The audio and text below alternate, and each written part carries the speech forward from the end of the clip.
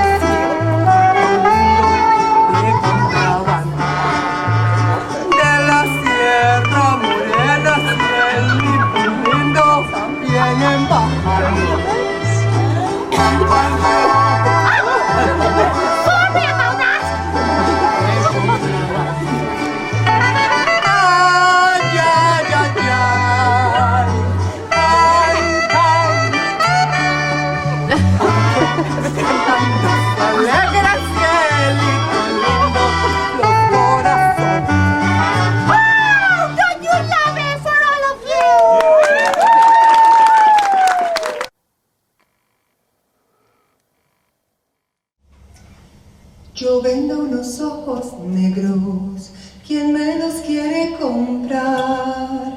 Los vendo por hechiceros, porque me han pagado mal. Yo vendo unos ojos negros, ¿quién me los quiere comprar? Los vendo por hechiceros, porque me han pagado mal. Más te quisiera, más te amo yo, y toda la noche la paso suspirando por tu amor.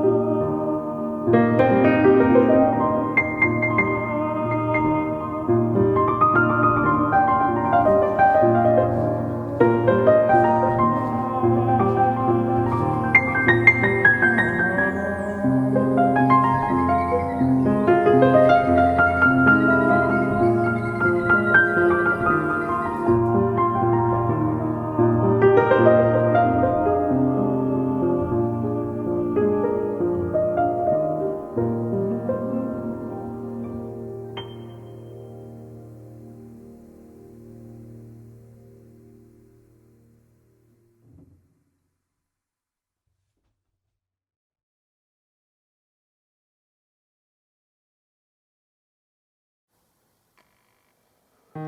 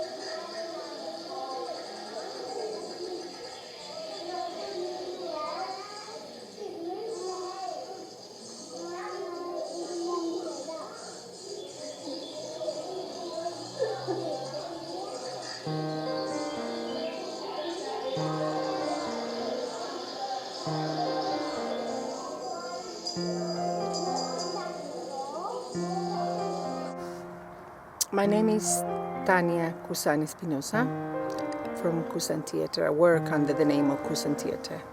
I am here at the allotment because it's really where I have spent all this time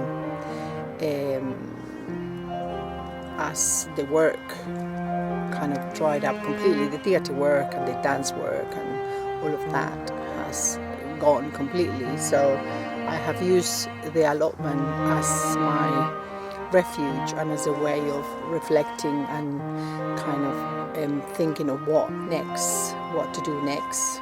I was born in Colombia, but my family is from different places. My father was born in Prague and my grandfather was Italian and my grandmother Polish. My mother is Colombian, so my background is quite mixed, and I love that.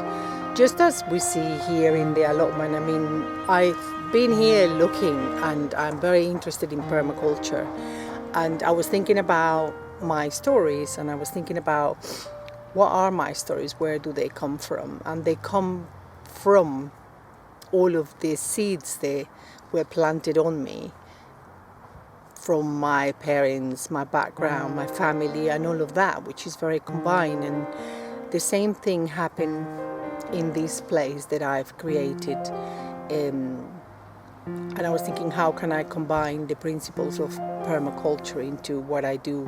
And I think I already do it anyway, but it's how to continue to create a physical presence in times where that is not kind of wanted or we need it as human beings. I don't think this is a normal kind of new normal or anything like that. It can't be. We are, we need physical contact, we need interaction, and I think that's one of the things why I felt here alive, because I am actually in contact with nature and I have been physically touching and smelling the flowers, and you can smell the mint and you can see the apples, you can pick the apples, pick raspberries and everything that you have here. So the future is that contact, that physical contact with with nature and the world and us and all of that.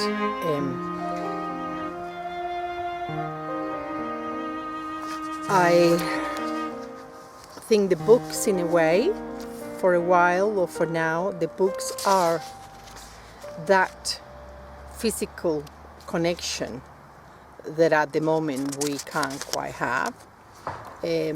I always work with my mother. She's in Colombia with my sister, and they both run a dance school. And my mother is a writer and a poet and a teacher, an amazing teacher. Is the person I started with learning theatre and dance and everything. And she has written all her life, and I have worked with her stories, her poems, forever since I came to England about in '85. Thinking that translating the stories from Spanish to English creates a pathway, and we need to create that bridge in order to connect us to other people and others, because we are part of this massive environment that we need to look after. Like we need to look after each other and nurture each other, and I think that all the stories from different places enrich our mind, and the more we know about other stories, the better.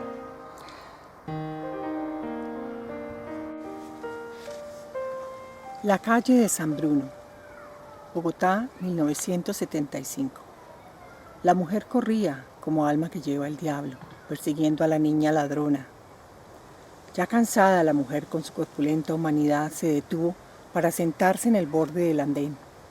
La niña que robó la manzana vivía en la calle de San Bruno, arriba en la loma del barrio Egipto. Esa calle que parece no tener fin, llena de tugurios al lado y lado, donde pagan 100 pesos por una pieza. Allí las paredes son de cartón y el techo está hecho con latas. No hay agua ni energía. Algunos piratean los servicios o almacenan agua de lluvia. Un caño de aguas negras pasa por el frente. Los niños corretean todo el día. No van a la escuela, no tienen zapatos y visten con harapos. Se bañan solamente cuando llueve. Allí vive la niña ladrona. Le dicen la cabra, por los saltos que hace cuando huye despavorida por robar. Yo le diré gacela, por sus piernas largas, su cabello color miel, sus ojos oblicuos amarillos de animalito asustado y salvaje. Esos ojos solo se cierran un poco para dormir en las noches. Ella vigila el sueño de sus hermanos pequeños. Si en las mañanas amanece sin nada para comer, sale a pedirle a cada vecino algo. Algunas veces le dan un trozo de panela. Los deberes de esta niña son muchos, con solo 12 años de edad. No solamente cuida a sus hermanos, tiene un padre paralítico que cuando puede hace cucharas de palo que la niña trata de vender a muy bajo precio. La madre los abandonó, se fue y nunca volvió. Era muy joven. Las tragedias en su barrio fueron muchas. Un incendio que terminó con la vida de un vecino. Un pequeño que murió al caer al caño cuando una avalancha de agua y lodo arrastró la mitad del barrio. Lo encontraron flotando. El corazón de la gacela se fue volviendo de piedra. No tuvo infancia, no pudo estudiar y nada de lo que debió tener como niña que era. Cuentan que años después se paraba en las esquinas muy maquillada, con ropa inapropiada para su edad y fumando no sé qué cosa. Apenas tenía 14 años. San Bruno Street, Bogotá, 1975. The woman was running as if the devil was after her soul, chasing the thief girl. Already worn out, the fat woman stopped to sit on the edge of the pavement. The girl who stole the apple lived on San Bruno Street, up on the hill in the barrio Egipto. That street seems to have no end. Slums on each side, where you'll pay 100 pesos for a room. There, the walls are made from cardboard and the roofs with cans. There is no water or energy. Some tap into the services or store rainwater. A sewage pipe passes in front of the barrio. The children run around all day. They don't go to school, don't have shoes, and dress in rags. They only bathe when it rains. There lives the thief girl, They call her the goat from the jumps she makes when she runs up in terror after stealing. I will call her the gazelle for her long legs, her honey-colored hair, the yellow slanting eyes of a small and frightened wild animal. Those eyes only close a little to sleep at night. She watches over the sleep of her little brothers and sisters. If in the morning they wake up with nothing to eat, she goes out to ask each neighbor for something. Sometimes they give her a slice of sugary panela. This girl's responsibilities are many for a 12-year-old. Not only does she take care of her brothers, she has a disabled father who, when he can, makes wooden spoons that the girl tries to sell for pittance. The mother abandoned them. She left and never returned. She was very young. The tragedies in her neighborhood were many. A fire that ended the life of a neighbor, a little boy who died when he fell into the sewer, when a flood of water and mud submerged half the neighborhood, they found him floating. The heart of the gazelle was turning to stone. She had no childhood. She couldn't study. She had nothing a child should have had. They say that years later, she hung around on street corners fully made up in clothes inappropriate for her age and smoking who knows what. She was barely 14 years old.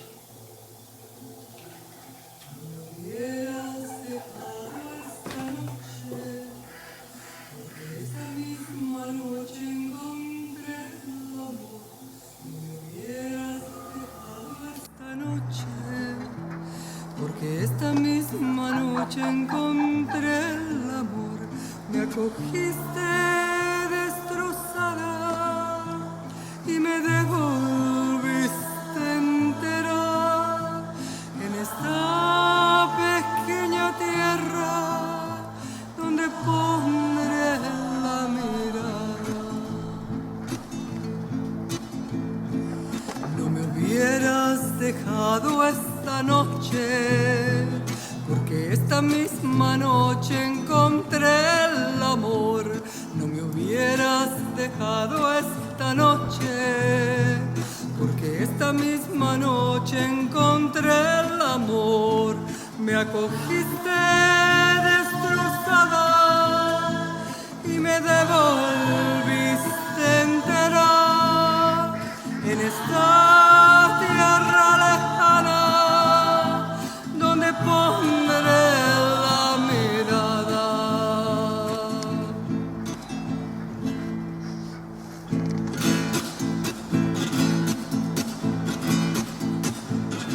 No me hubieras dejado esta noche, porque esta misma noche encontré el amor. No me hubieras dejado esta noche, porque esta misma noche encontré el amor. Me acogiste destrozada y me devolviste entera en esta tierra lejana donde vuelve la mirada.